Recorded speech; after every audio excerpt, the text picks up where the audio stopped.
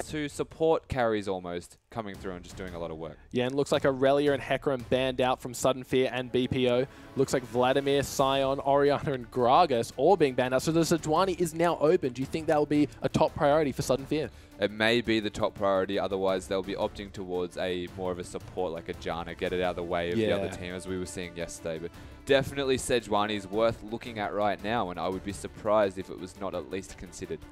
Yeah, so Hecarim, like we said, potential for the ban, and it has been banned, just being so strong last game for Sudden Fear. And there, the Sejuani has been hovered over. The Glacial Prison, is there an ult quite like it?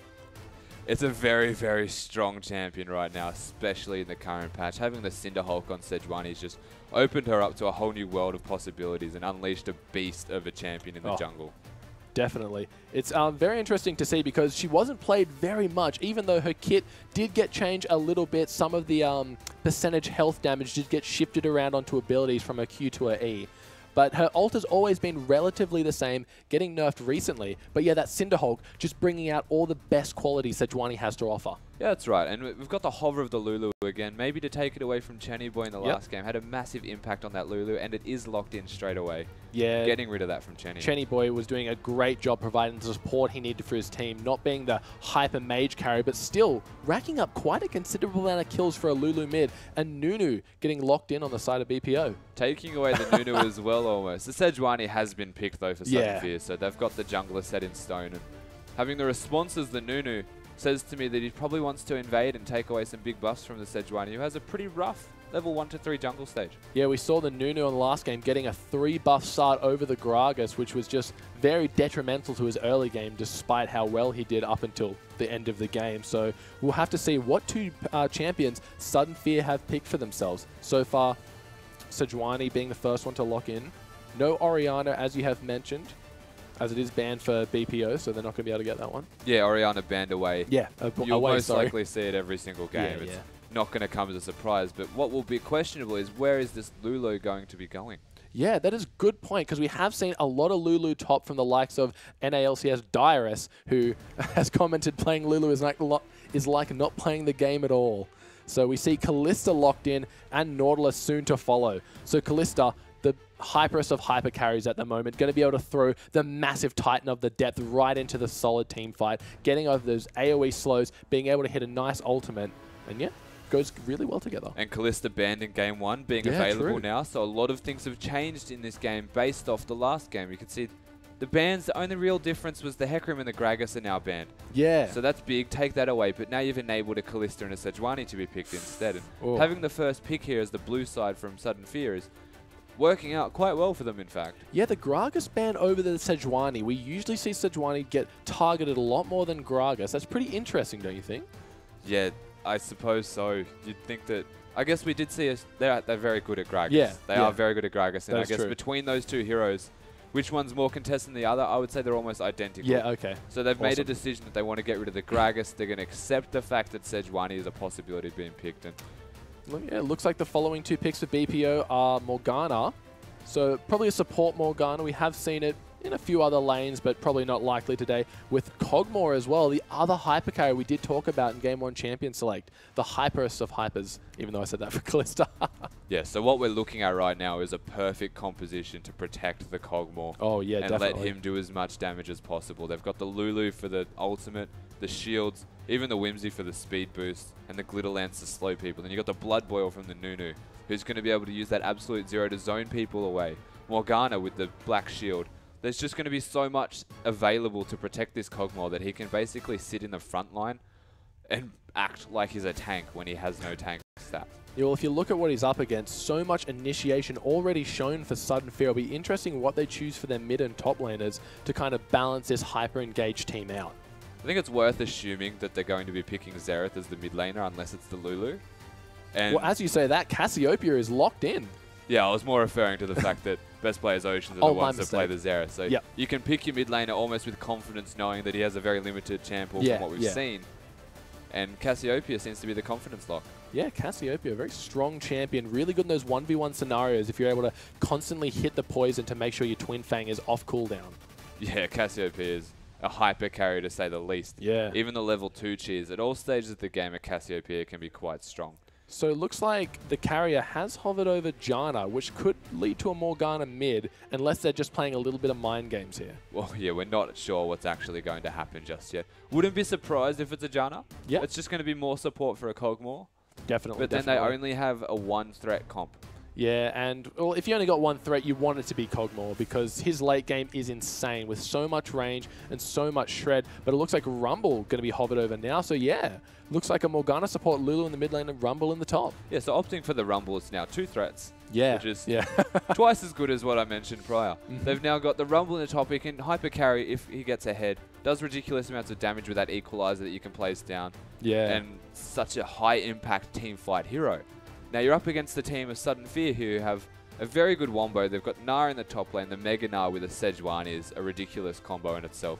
Nautilus is a big CC bot. Yeah. And it's going to be a massive front line from Sudden Fear up against a Kog'Maw and his friends. Yeah, if you look at the likes of Cassiopeia and Kalista, just so much damage coming out from each of those members. Being backed up by Mega Gnar, Sejuani, and Nautilus, the front line is going to be huge. All these champions love to build health and love to get tanky. So you're going to be looking for the Sejuani ultimate followed up by the Gnar ult into just a wall of pain.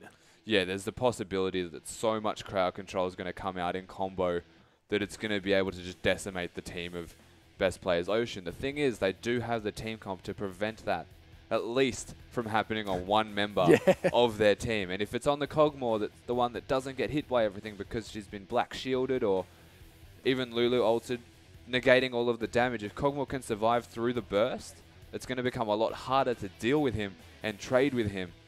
And then the Kog'Maw just gets scarier as the fight goes on. Yeah, all the weight is going to be on Zeratil's shoulders right now. Being a not a one-threat comp because they do have Rumble, but being the main threat, it's going to be really important as he knows every single CC is going to be coming his way. He's going to have to rely on the Black Shields, going to have to rely on the Lulu ultimates to keep him healthy, keep him safe. But Rumble, another high-damage champion, if you can land those equalizers, can be absolutely game-changing. Yeah, it's very possible that they're going to put all of their effort towards killing the Kog'Maw. Oh, yeah. And they're going to forget the fact that Rumble exists. Yeah, and if you leave a Rumble uncontested, if he gets that overheated flame spitter, it will just melt you alive. Exactly right. And if Rumble even does well in his laning phase up against the Narts, not going to be an easy lane to say the least, but if he manages to come out and have a strong showing in the laning phase, get his items that are required of him, the Rumble's going to be doing a lot of work with the Kog'Maw. And there's a very high chance of them being able to win team fights from that. Yeah, it's going to be interesting. Gnar and Rumble, both very good at top lane. You see Gnar such a bully when he's in that little Gnar form, being able to get the hyper procs off to do a little bit of that true damage, get a little bit of movement speed, keep the enemy at bay with slows from the boomerang. The kit's pretty much got it all. You just got to keep an eye on that rage bar. Know when to fight and know when to run. Yeah, especially when you have the teleport available on Gnar. You need to know when you can get the rage bar stacked and then teleport, and not teleport in as the mini Gnar without anything available to be used with the combo of your team. Yeah, with only really the boomerang, your only ability in mini Gnar, you're not going to be doing much without that rage bar fully stacked. And Cassiopeia, such a carry mid lane. We've seen her a lot in Season 2 and 3, I believe, but not so much in Season 5. Yeah, not often seen at all, in fact, No. up until recently. And a very, very strong hyper carry hero can do so much for the team in the way of damage. And having a front line of the Sejuani and Gnar is going to enable the Cassiopeia to basically do absurd amounts of damage with little to no contest from the rest of the team of Best Players Ocean. As we've said before, they're basically focusing on the Kog'Maw. Yeah. They've got no real engage because they're going to be kiting back with the Kog'Maw. Cassiopeia may be able to just do free damage and blow up anyone she wants. Yeah, she can get in there with that cryptic gaze, the potential to stun 5 members in a nice cone shape. A little bit of trouble sometimes hitting that, as it can be shaky depending on if you're facing her or not. Otherwise, it will just apply a slow. But yeah, if Cassiopeia is able to get in there, the reset on Twin Fangs provides so much damage. She'll probably be building a Luden's Echo for that extra movement speed, do you think? Yeah, it's likely to see the Luden's Echo come out, just helping Cassiopeia spam spells just constantly. It's such low cooldown, high damage spells that Luden's Echo will proc over and over and over in a team fight, and it complements Cassiopeia's kit so well. Yeah, definitely. And looking at the bot lane, hopefully they're going to try and shut down this Kog'Maw early, because if he gets rolling, he really gets rolling. Yeah, exactly. If they don't put a stop to the Kog'Maw rolling on, becoming this massive hyper carry, then it's going to get scarier and scarier for Sudden Fear. But they've got an answer in themselves. They've got a Kalista who can hyper carry just as strong. Cassiopeia can hyper carry. Even if Na gets fed, he's going to be quite scary. Yeah, Morgana is really good at keeping Kog'Maw safe from that Nautilus hook, because once Nautilus gets in there, he can follow it with a snare and a slow, but Black Shield should be able to prevent all of those coming out as long as the shield remains intact. Yeah, it's going to be a very scary lane, though, if you're in the position of best players Ocean. Oh, Having yeah, definitely. Callista Nautilus up against the Morgana Kog'Maw is, you're going to spend most of the time just trying not to die if you're best players Ocean, and utilizing the binds and spell shields just to get your farm. So much aggression coming out from that Sudden Fear bot lane. A few good auto attacks from Callista can basically spell the end when that Rend Execute comes out. And Nautilus, what a better partner to want to throw right into the middle of them. That's right. You can throw in a CC bot, essentially, a tanky CC bot, and you can just do so much damage and stack all of the Rend that you would like before even using the spell, which is such a good combo with Callista. That's exactly what you want to do. And anyway, we'll be jumping on to Game 2 with Sudden Fear versus BPO.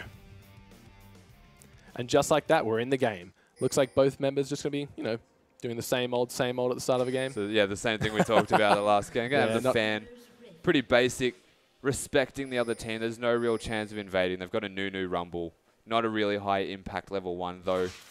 Seems to me as though the mid lane decided they want to just fight each other. Yeah, it looks like a bit of a brawl in the mid lane. Lulu just going to be going for that ward, but Chenny Boy having none of it, trying to get as many auto attacks, hitting, I think, 2 of those poisons, doing a lot of damage. Lulu's going to have to recall her after that one. I think Chenny Boy will follow suit. Just a bit of a hello, I suppose. And just getting a feel for how they go level 1 against each other. It might dictate how they feel coming into the lane once the minions spawn. Yeah, it looks like Lulu has taken Cleanse to get out of any of the potential CC coming her way, because if you're stunned, you can't ult. Yeah, exactly. Yeah, 1 minute into this game, though, all the wards coming out. The perfect timing so that you know if there's a late invade or an invade or a lane swap even coming out. And the wards are spotting best players Ocean's bot lane right now, being aggressive. Now, keep this in mind that Best Players Ocean have opted to not take any ignites on their side. Now, once Cassiopeia's passive stacks up enough, her Twin Fang is going to begin healing her. This is going to be very difficult unless Lulu buys the likes of Morella Nomicon. Yeah, I think the Lulu will opt for the Morellos. Depending on how lane goes, of course, you may want the Athenes just for the extra magic resistance. Of course. Quite scary going up against the Cassiopeia 1v1, so we'll see what happens there, but yeah, no ignite. It's not a big talking point to say that a Cassiopeia is going to be healing a lot, but here we go, Morgana. Oh, Nautilus having a bit of a sixth sense right there and completely blocking the binding for her. If he wasn't there, that would have been the big golem all the way over to the carrier. I get a feeling that Patu was actually stuck behind the golem for some reason just there. He couldn't actually get out, so taking experience, I'm guessing was intentional, but he was also stuck, so good that he blocked the binding. Yeah, definitely, because that could have put Boomy in such a bad position. Yeah. Standard start here, though. Red buff for Callista and red buff for Nunu. It's going to be weird to see how they go. Will Nunu try and invade from here and go to the blue buff, or will he just opt towards going to his own blue buff? Yeah, it looks like Nautilus with his massive hitbox just walking straight back into that binding after dodging it. But yeah, it looks like Callista going to be wanting to push up those lane. But here comes the hook. It does hit Zeratul. He gets stunned. The proc from Callista's passive doing so much damage early in the game. But yeah, you got to watch out for that Nautilus hook because he can follow it up with instant CC, and Callista can really close the gap with that martial poise. Yeah, and the W passive just giving a ridiculous amount of damage even for a Nautilus auto attack, followed up by the Callista. Having to blow the flash off Kog'Maw this early does not put Kog'Maw in a great position from here on out. Yeah, he's really going to be having to look over his shoulder every second, making sure that Sejuani is going to come running over that wall, stampeding on top of them. And looks like we just have, Chenny Boy and Luch just kind of farming this early in the game. Not much kill potential out the either. You did say Chenny Boy did have the potential for a level 2 cheese, but it looks like he's just going to kind of maintain dominance. Yeah, he's definitely going to have dominance on this lane. Just from the raw damage output that a Cassiopeia has opposed to a Lulu, and completely controlling the lane, doing so much damage right now. Yeah, and looks like Luch is getting taken really low. Running out of mana though, Chenny Boy. No ignite either, so no real execution pressure. Chenny Boy is going to be ticking his potions down, getting some health back. He does have a shield to keep himself pretty safe from any potential all-ins. And yeah, Chenny Boy going to be using his Twin Fang to kind of restore some mana on last hit. Yeah, one of the better things about Cassiopeia's kit is using that Twin Fang returns mana. So using it to last hit, often a weird thing to think about, but works out so well that you can harass people, and then you can just use it to farm last last hit minions and get all your mana back again. Yeah, very reminiscent of Annie's Q, if I'm correct. Yes. And looks like we have the Flame Spitter just doing what it does, be annoying with that overheat passive, giving it a lot of extra damage. Looks like Christmas Tree is just going to be farming up. I'm sure that Chippy is keeping his eye on that Rage Bar and not going to be taking any unnecessary fights when it's close to being full. Seems to be doing quite well for himself, his Rumble in this lane right now. Up 3 CS, so not a massive amount, but just feels as though he has control, which is quite good against the likes of a Nah who can harass so easily. Could this be a potential dive out of Jakey a little bit early for the likes of a Nunu, but he will just be going for the Gromp, a much safer play. The Smite on Gromp is just so effective at clearing buffs and just keeping yourself a little bit healthy. Yeah, and opting for the safer route to run, maybe avoiding wards that may have vision near the blue buff. Securing the Gromp, just going to casually waddle away now and go back towards his own Raptors. Yeah, but looks like another fight. The Carrier being the target. This time the Ignite is down, but the Rend not going to be able to be used unless it was already the heal coming out. I'm not sure if he was in any true danger from the Ignite, but obviously best players Ocean taking the precautions. They need that. They don't want that first blood bonus going over to anyone in the bot lane. Yeah, it's very deceptive having the Morgana spell shield there. You're not entirely sure how much health he has. So a safety heal coming out from the Kog'Maw, and now there's no summoners in the bot lane for Kog. Yeah, Chenny Boy, pretty low on mana, not too far up the lane, but a nice slow from Lulu could be the turning tide of this fight if Nunu wants to get in for an Ice Blast. And it looks like it's going to be just that. Here comes Luch coming right in. Has he hit the Q yet? There it goes. The Ice Blast comes in. He's going to have to flash out of this one. He does have Ghost available as well, but Jakey should be able to get the last Ice Blast here, and he flashes for the auto, and that's going to be first blood over to Jakey. So smart from Jakey. He was not entirely sure if the Ice Blast was going to be enough, and I'm a little bit skeptical myself. It was level 3. He may not have needed to flash, but safety flash again. He's going to be able to secure the first blood for best players Ocean. Oh, that's definitely going to give a good advantage. Going over to the Nunu, though unfortunate, not the champion you want to have that much gold on, but it's going to allow him to give way more jungle pressure, finish off his Cinder Hulk a lot earlier than normally. Meanwhile, in the bot lane, Moon and Patu just playing super aggressive and as they should. Yeah, they're in a very good position, the Kalista and the Nautilus at this stage. Kog'Maw, as we've mentioned, having no summoners available is going to enable the bot lane to be much more aggressive. And you can see how it's translating into only a small CS lead, funnily enough. Kog'Maw, Zeratul doing quite well for himself. Opting for a Sheen first, though. Ah, very interesting. You see maybe some Phage. We might not have had enough gold, but Phage is definitely the safer route, especially when you're a little bit behind. But it's good to see that he's not letting that phase him, going for the more damage-oriented build with the Sheen. And speaking of Phage, it looks like Christmas Tree has bought one for himself on Nah. It's funny that you say that it's a more commonly seen build is the Phage here for a Kog'Maw, but I actually kind of like the theory, or at least my reasoning behind why he would have a Sheen, and that is increased mana. On someone who has not got all that much lane control at the moment. Going to be able to last hit with spells, at least more spells by having that extra mana pool, and auto-attacking under towers is fine. The W doesn't cost any mana to use, and you get the Sheen proc. It's all around, it's still going to be okay. You're just missing that extra health that you would have liked from a Phage. Yeah, definitely the health and movement speed being the key for the building down on Phage, but it looks like Christmas Trees. He has hit Mega now. Will he try and get an ultimate here? The stun does hit. The boulder hits. Will the ultimate come out? It does. Chippy's in a world of hurt. He has no flash available. The ultimate comes down from Chippy's. He's doing what he can to survive. Can Christmas Tree finish him off? Another boulder should do it, but the shield is enough to allow Chippy's to survive that one. Very lucky that Chippy's managed to survive that right there. Christmas Trees hit every single spell that he tried to throw. Played that perfectly and knew that he could win a fight. Rumble living, though, is a big win because the teleport is available, and best players Ocean are currently doing the Dragon. Yeah, it looks like this one should be getting taken away by Nunu. There it goes. He gets the Smite and Consume. Going to be running out of that one. So that's the first Dragon over to BPO. Yep, and completely uncontested. There was ward control that's going to give them the timer, thankfully. They're going to be able to recognize that one, and I guess there was just no way for them to actually contest that, Sejuani not being able to go over there in time and say something about it. Yeah, so these mid laners just trading slows, trading damage, and looks like the CS has about averaged out in that bot lane despite Kog'Maw having to play super safe without having flash.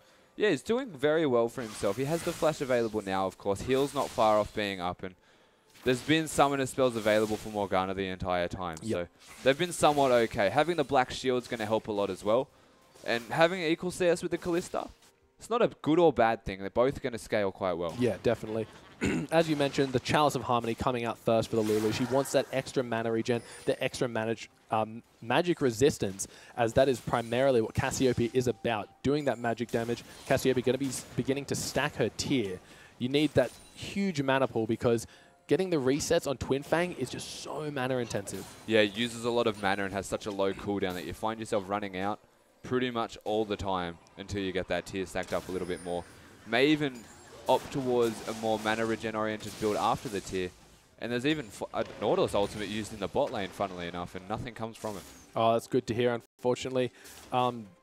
Christmas trees not getting baited in by chippies. Nunu is there. The mini nut is going to come out, and that is going to be the key for... No, not just yet. Jakey being super patient with this. He's waiting till the last possible minute to show his identity. Yeah. Surely, because Christmas trees had ample opportunity to go in on Rumble, and he's just not done either of them, so he must be aware. And Jakey just going to be recalling, despite having used a lot of his time in the top lane. That is a lot of wasted time right there for Jakey. I guess there's not much else to get on the map, but you could always be doing jungle camps at that period in time instead of wasting what was around a minute sitting in a bush and hoping that Christmas trees was going to be overly aggressive. Well done in hindsight from Christmas trees to not play out of his way. He didn't have the Mega Gnar available, so he wasn't going to go in. But even when Mega Gnar was available, Jakey was sitting up there. So a great game sense from Christmas trees. Even though he was so close to killing Rumble last time, it must have been so tempting to go in again. But he fought that urge just to be safe, as Nunu was probably not seen anywhere on the map. As he was there, the ward coverage must have been good enough for them, for their information to be correct. Yeah, it's funny to think that after almost killing him rather, and then having the opportunity, maybe he was looking like he was baiting too hard. It was a little bit too obvious. And Christmas trees thought, something's up here. I better not. Yeah, you got to remember they are an OPL team regardless, so they do have practice against the best of the best in our region. So, of course, their game sense is going to be top-notch. It's not every day you see someone just get over-aggressive. The baits were quite easily to spot out. Chippy was taking a lot of unnecessary damage. Yeah, he kind of looked like he was suddenly becoming a clueless player. It was like, oh, come in and kill me. But it was too obvious.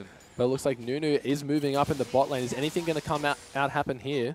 No, he's just going to be walking off. It looks like they will get out safely, but it looks like Christmas trees and Chippy's at it once again. Nunu was spotted in the bot lane, and here comes Sejuani. No, Chippy's flashing the Glacial Prison. Really nice, only getting that 30% slow applied to him. Good use of the flash. It saves himself because the Mega Gnar was just about to come out. That would have been a big CC combo. Rumble would have been hurting. Only having the Haunting guys available, no resistances to speak of. Most likely would have gone down if he didn't flash that. Yeah, it was a really well-timed flash. Oh, but as I say that, it looks like Christmas Trees knows that the flash isn't available. He might be able to go all in here, doing a nice little sidestep, thinking that the Equalizer would be coming backwards, taking a lot of damage from the tower and the Equalizer combined. But here comes the Lulu ult in the mid. Chenny Boy, no mana left. But as I say that, Zeratul dies on the bot. 3 lanes at once going down. But it looks like Kalista coming out on top of that. There's periods of time in a game as Nunu's coming in middle where you start to question if you can win or not. And Nunu just used his ultimate as well. There's a lot going on in mid that we can't see. Yeah, it looks like Luch just trying to come back in and help the fight. We've just got the 2 ice champions kind of trading blows there. Chenny Boy trying to recover his mana. He does have the blue buff, so that will help him get back up. No Sejuani ult available, so I doubt that Luch and Jakey are in much trouble here. Yeah, Luch having no health or mana though. Cassiopeia having the mana regen coming from the Twin Fangs. Nunu has to stay around and at least ensure that Lulu can get the last hits before disappearing to base, and that is what's going to happen. Yeah, she's just going to back off. Maybe she has enough to finish up her Athene's Unholy Grail, which is definitely what she's hoping for. Cassiopeia just still stacking that tier. Hasn't gone back for a second item yet. Just boots, tier, and a Doran's Ring. So Cassiopeia, though, now you mention it, having 2,200 gold in her money right now, just sitting there, just doesn't need to spend it. Yeah, it could basically buy a full Archangels and might be going for even more as I say that. There you go. Yeah, just like that, the Archangel staff is completed. That's going to give her even more mana on top of the already massive amounts that she can gain from spamming those spells. Yeah, it'll stack quicker, which is perfect for what you need right now. The more mana you can have, the better off you'll be as a Cassiopeia. And she's doing quite well. 13 minutes having that Archangel's finish is a good time to buy that item. Yeah, Christmas Trees knowing that once the Boomerang is missed, he's not going to be able to do much in terms of CC without a Mega Gnar. The slow from Boomerang enough to keep them at bay, but it looks like Chippy's doing a lot, and here comes a Glacial Prison. This time it is hitting Nunu, not even close to coming up here, but it looks like the ultimate from Christmas Trees coming out, and that's just going to be too much damage for Chippy's to handle. But here comes Nunu. He was late to the party, but maybe he still wants to party, but maybe he stayed too long. Christmas Trees still does have his ult. I told a lie, but no, just going to be using that to kind of back off as Luch comes up to try and help. This fight just keeps on going as mid laner comes up, jungler comes up, but the only casualty will be Chippy's Rumble. Jake is just trying to harass them and push them away to at least ensure that they can't stay and protect this tower. As Lulu, she has the potential to get a kill here, but the flash has to come out. She gets a flash auto attack. It's going to be enough. Is she going to be able to get Sejuani as well? No, the shield coming off the tower would have been just enough to keep her alive if Luch had gone any further for that kill. Perfectly timed shield coming out from the tower too there, just ensuring that Luch did not get the kill. Still a very smart rotation from Luch here, managing to get a kill at all. And now they're going to get a lot of damage on this top tower, and it should fall. Yeah, potentially even taking it, as you said, so a little bit extra gold going over to BPO. Nah staying a little too close to the tower, getting hit by an Ice Blast, and Luch just knowing the capabilities of a champion, going in, hitting the picks, hitting the Q, just really well played. Kalista tanking this dragon very easily right now, has the Bloodthirster finished. It looks like best players Ocean has something to say about this dragon, though. Yeah, let's just look at this Ren, though. And 800 damage, like, you're Nunu, but she's Kalista. If she's able to auto-attack that dragon, get about 20 stacks, there's not much you can do to contest it. So a pretty well established dragon there from Sudden Fear, 1-for-1 on dragons. Yeah, it's pretty hard for even a Nunu. You might start second-guessing yourself as they're looking to fight here. Yeah, Chippy getting a lot of damage on to Chenny Boy here. I don't think the poison hits are only one Twin Fang coming out. I do think around 4-second cooldown if it is not poisoned. Oh, but as I say that, the Chilling Smite comes out, the Equalizer on top of it. Chenny Boy having a flash over there, but nothing going to come from it. Good use of the flash, saving it all this time and not trying to fight, just using it to escape. Burning the Rumble ultimate's going to hurt their team fight by a fair amount, so they may not be able to do too much now after that being down. They're going to look to continue at least siege mid, I suppose, and Kalista ulting. Yeah, it looks like Kalista ulting so Nautilus can get in the fight. He does hit the ultimate, then the snare, but Kalista's not just there yet, having to walk over the Kog'Maw slow, but that's going to be enough. Combined with the Ignite, combined with the Rend and the Q, Kog'Maw's going to fall. Yeah, so Kalista using the flash just there to ensure that he got in range and managing to hit the Q at max range. So well played by the Kalista. And the Nautilus is just a CC bot, as we just saw, enabling the Kalista to even get close enough to be within flash range, where they managed to get the kill. And they were so far down the lane. Kog'Maw definitely thought he was safe in that scenario. But yeah, like you said, it proved to be too much CC for him to just outwalk. Even running over the slow, Kalista was able to get there in time. Yeah, it's not a whole lot you could do as Kog'Maw in that situation. You feel like if you sat any further back, you'd be in your base and still managing to get caught by a Kalista ult followed by a Nautilus ult, and wasn't even in range to get knocked up by the Kalista.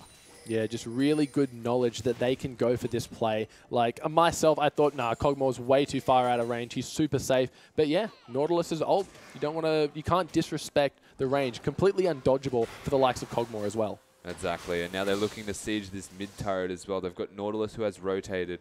Kalista 1v1ing the Rumble in the bot lane at this stage is what is going to be happening, which is quite scary for a Kalista, I suppose, but you can hop around and dodge the Rumble Equalizer if it ever comes down. Yeah, that is true. Kalista really fast on her feet. Going to be tanking up the wave, waiting for her minions to get there. So she doesn't want Rumble getting any farm that she feels he doesn't need to get. And the mid tower is super low, so it's obvious that Sudden Fear are going to want to take that next. Now, they've opted to rotate back towards mid and Kog'Maw heading back towards top.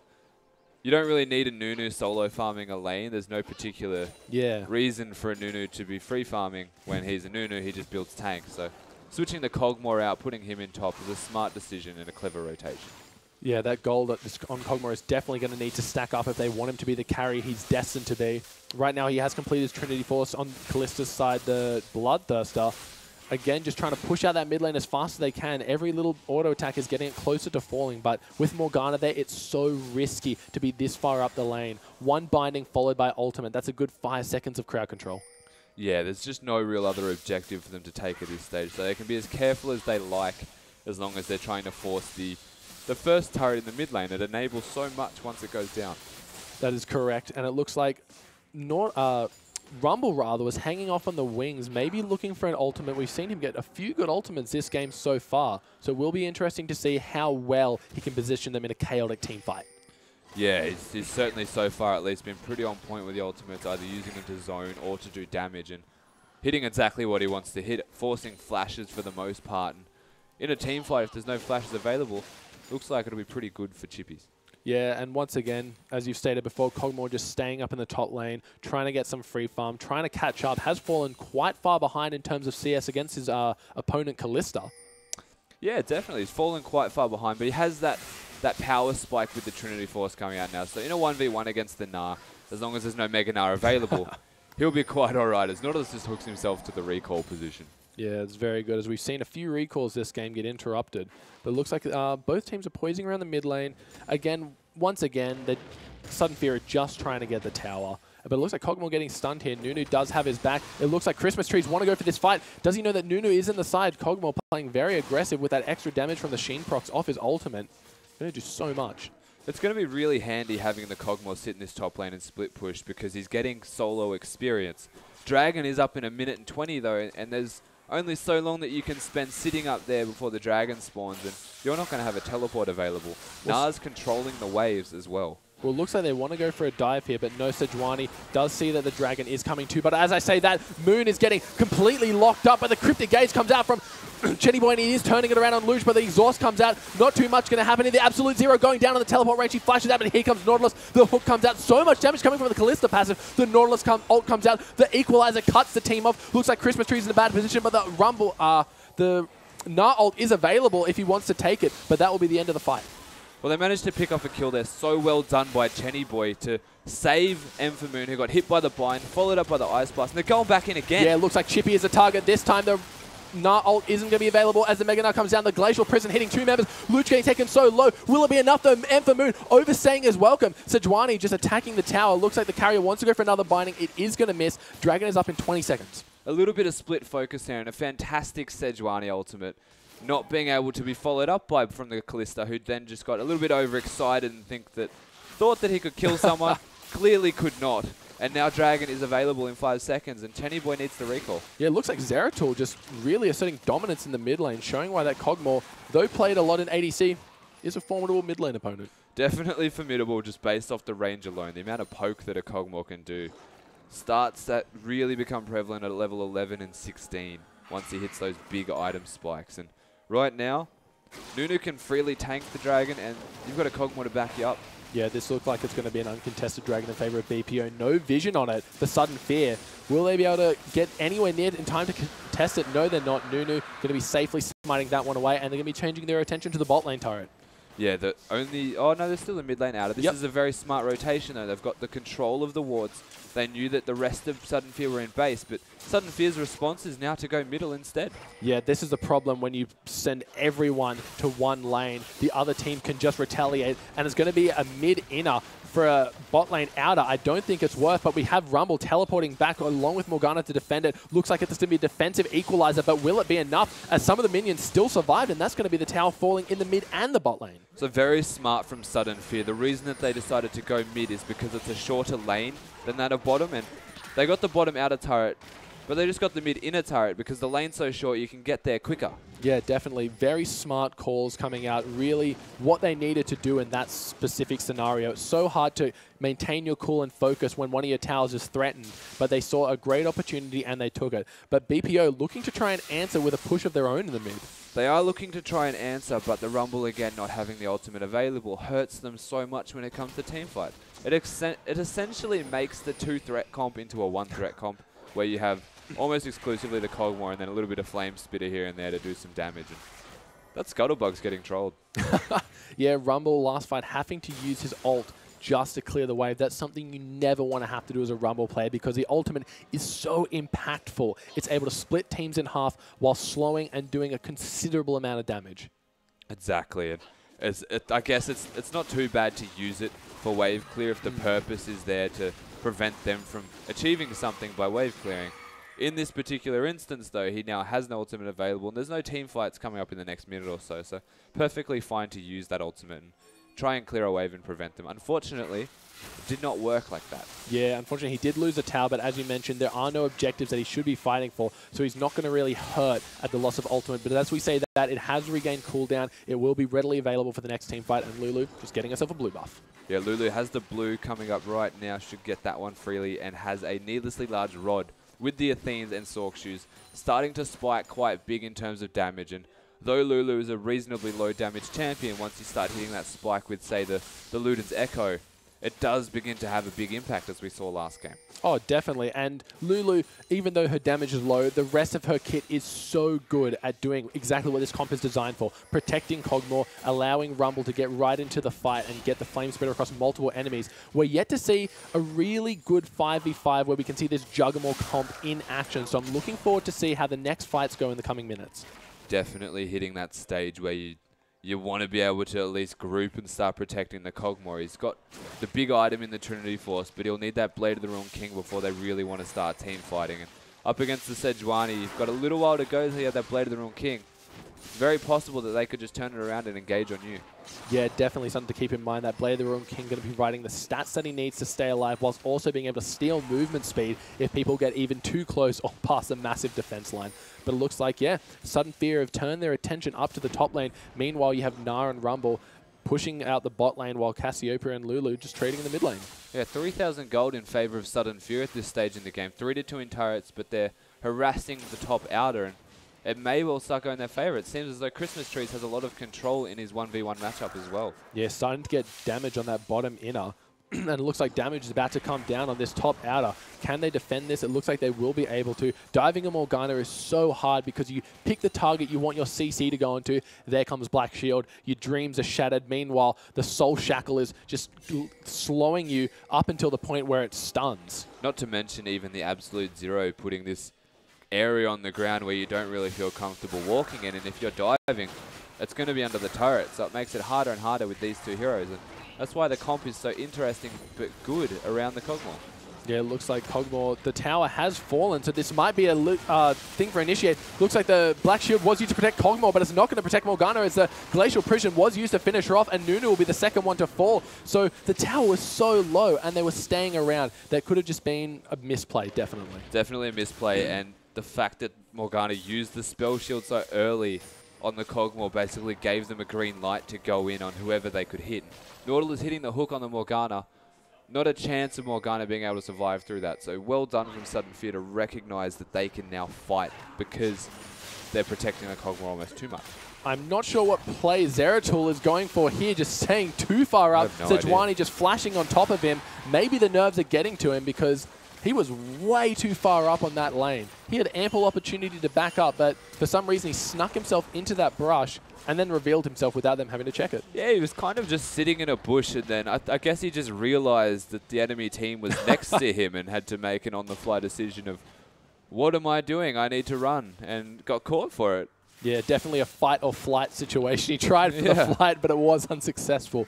So Sudden Fear taking a bit of a commanding lead about now, getting 2 towers, 3 kills in the top lane. Meanwhile, Christmas Trees not really doing much, just asserting his dominance in the bot lane. Yeah, the lead has started to explode out of nowhere, basically from every single lane, seemingly just winning of their own accord. We saw the same thing earlier in the game. There was a period in time where top, mid, and bottom all consecutively just won a fight. Yeah. And it's starting to really expand now. Dragon up in 10 seconds might be the next plan of attack where they get a big team fight coming out. Yeah, and if Kalista can get to that Dragon first, it's going to prove so difficult for best players Ocean to try and contest that. We see Chenny Boy just pushing up the mid lane in preparation for this Dragon. It looks like 3 members of Sudden Fear already crowded around it. Gnar, rather, does have the teleport available if he should need to. But Kog'Maw's not there, Lulu's not there. They have vision, so they will get the time up, but nothing's going to come from this besides another Dragon for Sudden Fear. Yeah, not a real chance to contest right now. And something to note, I suppose, which is a very big positive for best players Ocean, is that the Juggernaut comp tends to hit its big power spike at around 30 minutes. But having seen that the Kog'Maw is 0-3, didn't really have a very easy time. You'd say 35 minutes roughly will be where the spike starts to come in. Once he has that Blade of the Ruined King finish, which he does now, and then maybe a little bit extra with a pickaxe or so, it'll start to really ramp up. But if the game is too far gone by that stage, then you may not see the comp come to fruition at all. Yeah, this is a problem with picking a lot of support champions. They tend not to be able to hold their own in these kind of skirmish-esque fights. So Kog'Maw, they're relying so much on Kog'Maw, which is generally the consensus when it comes to protect the Kog'Maw compositions rather. But will they be able to get there in time, or will Sudden Fear just barrel down the mid lane and start destroying their base? Well, the big thing with the best players Ocean comp is it almost begs them to start grouping as soon as possible. But they're up against the Sejuani, Gnar, Cassiopeia, Nautilus. And grouping doesn't seem all that ideal right now, just because the Kog'Maw's behind, and the entirety of their team comp's going to be on the Kog'Maw and the Rumble doing damage while the rest support. Yeah, it looks like Sudden Fear have had such a strong draft right here, picking so many good champions, so many highly sought-after initiates. The Cassiopeia, a little bit unexpected, but it is doing work. A good amount of CS up on her opponent, while also providing the damage that she needs. Yeah, Cassiopeia doing a lot of work right now. We've seen in earlier skirmishes, Moon getting caught, Cassiopeia able to sit there and continue to do damage regardless. And peel, basically, which is weird to say as a hyper carry type champion. The amount of peel that Cassiopeia provides is immense. But what we got to think of is she may not be getting the kills in this mid lane, but every time an objective is up, Luch is always 30% health and having to recall. So a great sense of when to harass and when not to overextend, because every time the dragon is up, it always seems that Luch is running from base while Cassiopeia is already standing there waiting. Yeah, I guess that's the key difference between the two heroes, is that the Cassiopeia has sustain, and we've seen them constantly fighting since level 1. At 10 seconds into the game almost, they were hitting each other as much as possible. So having the sustain with the Twin Fangs on Cassiopeia, both the mana and the health return, it's starting to play into the hands of Chenny Boy. Yeah, definitely. And we're seeing Kalista hit a nice 3-item power spike here. Not opting for a Runons just yet, which you see from a lot of solo queue Kalista players. So care to chime in on that? Going for the static Shiv instead. There's no purpose for the Runons, I suppose, in this game. Hitting multiple targets, not too necessary. Going for Blade of the Ruined King after a Bloodthirster, though, is just screaming to me that you know you're going to take a lot of damage. And I need to sustain that damage and push through it. Even going for the Banshee's Veil next, they're looking to close out this game within 10 minutes, I would say. Yeah, definitely. That Banshee's Veil just says, I want to stay safe. Double lifesteal as well. Just knowing that when you're such a threat as Kalista and when you have such a massive tank line, you don't want to be like the kind of Achilles heel of your team if they can just ignore the tank and get in on that damage. Yeah, it's weird. It's like they're wanting to hit their spikes because they know they're ahead, which is a smart decision. But going for the double lifesteal says that I'm wanting to hit my power spike sooner, but I recognize that I'm going to be taking a lot of damage as they go in on Jakey. Oh, a nice Glacial Prison hitting 2 members, and now ult follows through the Morgana. Going to try and escape here. Oh, flashing out of the hook, but there's a not so good equalizer, but it's going to zone them off so no more deaths can come from BPO. Yeah, the purpose was achieved with the equalizer, getting them out of the way. It was a very good ultimate from Sejuani there, picking off 2 of them. Only getting the 1 kill, though, because the Black Shield came out and denied a lot of the follow-up damage there from Sudden Fear, but they're doing the Baron. Yeah, this Baron is going to be incredibly hard for BPO to steal. Sejuani on it, Kalista already on it, no Smite available for best players. I don't know how they're going to hope to contest this one. And just like that, at 1,000 health, the Baron goes down. Do they want to try and for Rumble here? Looks like Chippies does have the Black Shield, so he's going to get out of this one. But it looks like the fight is yet to start. I think they as want here to. Comes Nautilus getting right onto the Kog'Maw. Everyone's going to be doing their best to protect him, but can they do it? The Lulu ult comes out. I don't think it's going to be enough as here comes Sejuani right into the backline. The Nunu ult doing so much in the terms of zoning. Chenny Boy trying to get those Twin Fangs out as much as possible. 3 members gone down for each team, but it looks like, oh, the Ren not going to be enough, and the Flash being forced from Luch. The amount of control that they have right now on Sudden Fear is ridiculous, and you can see the Kog'Maw lived for so long, but he didn't live doing damage. He was just running away. And that's the big issue with the comp right now, is they're so far behind in gold. 10,000 gold right now. 6-2 in turrets, that the Kog'Maw is going to spend more time running than he is hitting. And he's not going to be able to fulfill the purpose of that hero right now. Yeah, it doesn't look like Sutton Fair are going to have to wait for that 5th dragon this time. They are dictating the pace of this game in every single lane. A Baron buff now picked up, showing that they can win these fights, really going aggressive, maybe a little bit too over-aggressive, losing 2 members, I do believe, in a 5v4. So 2 Barons buff not going to be on the members of Sudden Fear. It's still okay, though, because if they're grouping, the Baron buff doesn't necessarily need to be on every single member. As long as there is one person with that Baron buff, it'll be okay if they group at the 1 lane. Dragon up in 30 seconds is also going to be another talking point of what's about to happen. Best Players Ocean starting to rotate towards there. And a lot of big items coming out right now for Sudden Fear. The Banshee's Veil finished. Abyssal Scepter Rylai's finished for Cassiopeia. Working on a Void Staff now. It's becoming scarier and scarier as time goes on. Yeah, there are no lane towers left at all for Best Players Ocean. So their escapes are going to be so much harder to make without any backup. They're going to be really hard pressed to want to try and contest any more neutral objectives, even their own objectives for that matter. Yeah, opting for the death cap, by the way, here on the Lulu while we're discussing items is over the Luden's Echo, and that's because she's behind. Which is a smart decision. A lot of people just decide that Luden's Echo is a very strong item and they're going to get it. As Sudden Fear pick up the Dragon, by the way. Opting for the death cap because you're not going to be able to use the Luden's Echo enough because you're behind. You can't spam spells on the enemies. You're going to be kiting for the most part. Yeah, and just flat ability power benefits Lulu in more than just one way, giving more health on her ultimate, more shield on her shield, more speed on her speed boost, and I think more slow on her Q if I'm...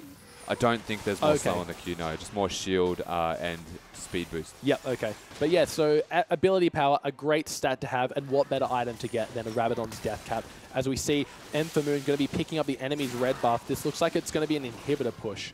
It seems to me as though they're going to be pushing every lane. We have Gnar sitting in the bot lane, 3 of them in the mid. So we've got a 1-3-1 split right now, which is really bad for the team of best players Ocean because Kog'Maw has to split in a side lane by himself. Yeah, Nautilus just looking so scary right now with like 3 massive bars of health with the shield to top it off. It looks like at the bot lane, Chippy's getting caught out. The Zonias, I don't think it's going to be enough as a... Oh, an amazing Glacial Prison coming out, hitting the 3 members while the Zonias was keeping him in stasis. But the Nunu ult doing enough to zone, but not enough as 2 members go down. It looks like in the top lane, though, Chenny Boy was able to get a 1-on-1. He gets the 2-far. Can he get a 3 for himself? A triple kill almost coming out. He's going to stay alive from the shield from his item. But no, Nunu going to be getting away with a slither of health. An inhibitor going to fall for Sudden Fear. Such a big confidence play right there from Sudden Fear. Jumping over the wall, Christmas trees, using that Gnar ultimate, sticking the Rumble to the wall, having to force the Zonias. And then the Sejuani ultimate was just on point. God. Baiting the fact that the Zonia was there, didn't wait for it to end, just hit everyone else on the team instead, and they may end. That was a beautiful Sejuani ult, hitting 3 of the key members of BPO, and it looks like they're not done with killing just yet as Jakey does fall soon after the Nexus, and that's going to be... Oh, not just yet. I don't think they're going to be able to defend it, but that's going to be 2-0 in favor of Sudden Fear. And such a strong showing from Sudden Fear right there, demonstrating why they're a team in the OPL and why they've chose Best Players Ocean to be their opponents for this, going 2-0 up right now in their relegation tournament. This has got to be a massive confidence boost going into that Game 3. Oh, massively. What more could you want right now? You're 2-0 up. You've chosen the team you want to verse. All you've got to do right now is at least keep it together, play your game, and don't go to anyone else. All right, anyway, stay tuned, because can Sudden Fear finish it off in Game 3, or does Best